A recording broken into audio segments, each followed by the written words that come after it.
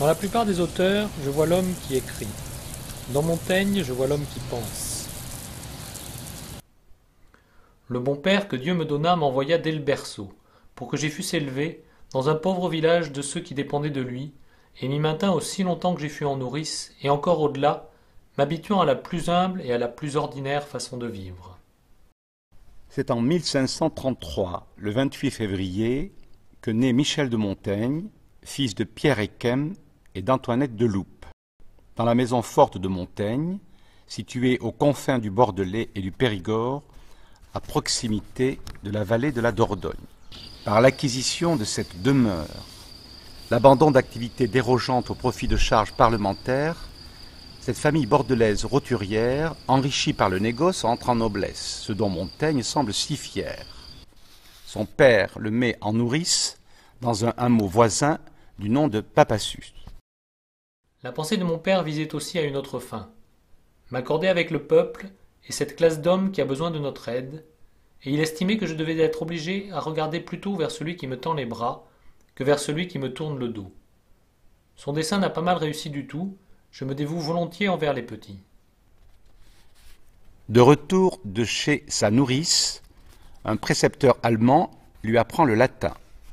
Son père impose à toute la maisonnée de ne parler que cette langue en présence de l'enfant. Bref, nous nous latinisâmes tant qu'il en regorgea jusqu'à nos villages tout autour, où il y a encore, et on prit pied par l'usage plusieurs appellations latines d'artisans et d'outils. Quant à moi, j'avais plus de 6 ans avant que j'entendisse non plus de français ou de périgourdin que d'arabesque. De 7 à 13 ans, Michaud, comme l'appelle son père, est interne au collège de Guyenne à Bordeaux. Il étudie à la faculté de droit à Toulouse afin de faire carrière dans la magistrature selon le souhait paternel.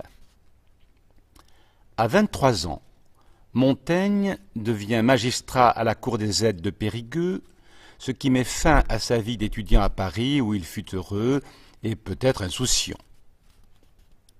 En octobre 1557, à 24 ans, Michel entre au Parlement de Bordeaux à la suite de la suppression de la cour des aides de Périgueux et 1 an plus tard, il rencontre Étienne de la Boétie, de 3 ans son aîné, périgourdin comme lui. Les deux magistrats se connaissent de réputation.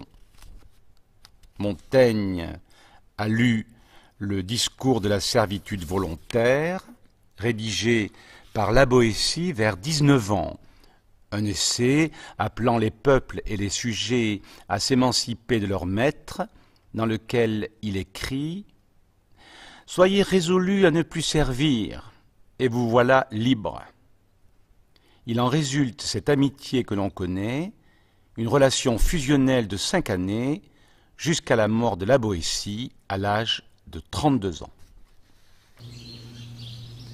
Si on me presse de dire pourquoi je l'aimais, je sens que cela ne peut s'exprimer qu'en répondant « parce que c'était lui, parce que c'était moi ».